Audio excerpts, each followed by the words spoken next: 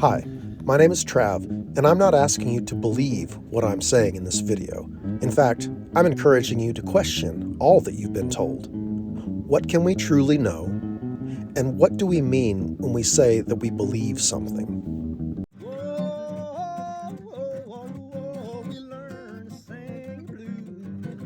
Labor and the expression of worth. I've become super curious about the human condition and the story of our evolving consciousness. I'm a fan of science, mysticism, and all that's in between those sometimes seemingly contrary viewpoints. If you are challenged or disturbed by something I say, I invite you to challenge that idea in the comments section. Just who do I think I am? And who do you think you are? And who are we together? What is our primary function? Labor and the expression of worth. Was God born to wrestle with science in an age wrought with anger and fear? Legend has it that 500 years before Jesus was born, this man was riding this ox trying to get the hell out of town when he was stopped by a guard who recognized him as Lao Tzu, and the guard insisted that he write down the Tao Te Ching.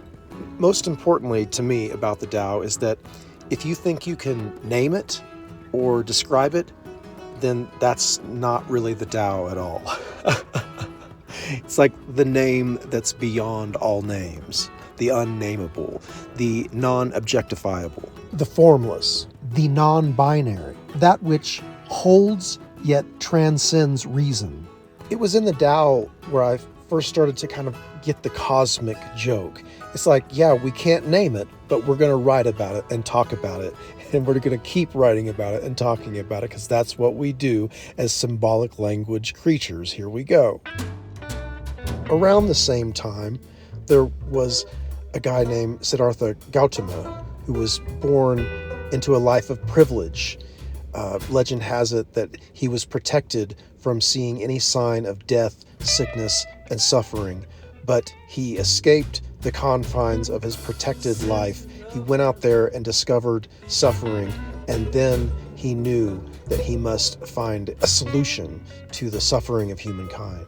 Now, back in the West, in Greece, around the same time the Buddha and Lao Tzu, we have this line of three men we call philosophers: Socrates, Plato, and Aristotle. Socrates teaches us how to ask questions, how to make inquiries, and he asks such powerful questions that at some point he was accused by the people of his world and he was put to death. He was given a choice: exile or drink the hemlock. Now, we know about Socrates because of his student, Plato, who wrote all about him and his questioning. Plato inspires in us a love of the formless, the divine, the Tao, perhaps, the way. Plato's student, Aristotle, however, began classifying and organizing. It might be helpful to think of Plato as the mystic and Aristotle as the scientist. So I think it's cool to imagine all of these guys kind of living around the same time. Lao Tzu, Siddhartha Gautama, Socrates, Plato, Aristotle, all about 500 years before Jesus.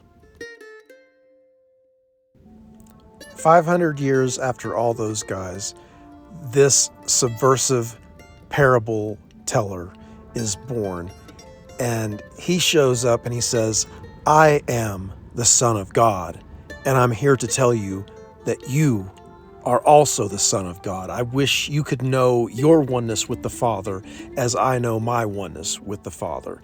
He was such a threat to church and state, much like Socrates, that his people put him to death. Love him or hate him, there was something so profound about this one that we have called Jesus that somehow our entire calendar got arranged around this guy. The reason his message was so threatening to both church and state is because he was empowering us. He was saying true authority rises from within you, from within us. He was showing us how to be our own authority. He was trying to remind us of our own divine nature. And that is exactly what false power structures cannot have, is people becoming their own authority.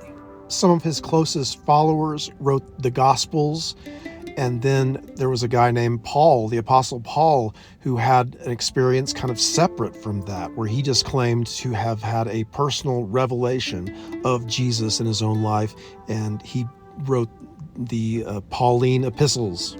And still, after all that, we've broken into different schisms, and we're arguing about what this guy was trying to tell us. His message was appropriated by empire and used as a justification for terrible and heinous crimes against humanity. Crusades, inquisitions, witch hunts, genocide, slavery, the colonization of the globe. Do you remember how I said that the Tao was kind of my introduction for the cosmic joke?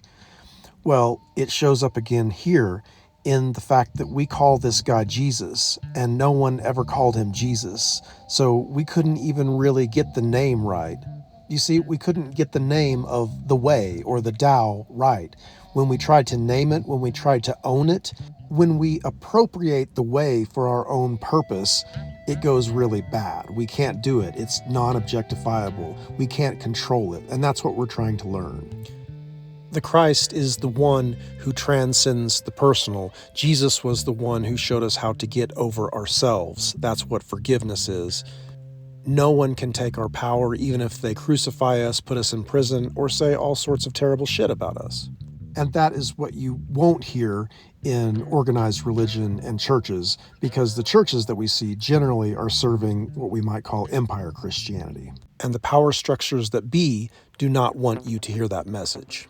About 400 years after Jesus, we have St. Augustine, who you might think of being responsible for inspiring a Platonic Christianity, a Christianity inspired by Plato the mystic. About 800 years after St. Augustine, there's Thomas Aquinas, who is responsible for what we might call Aristotelian Christianity.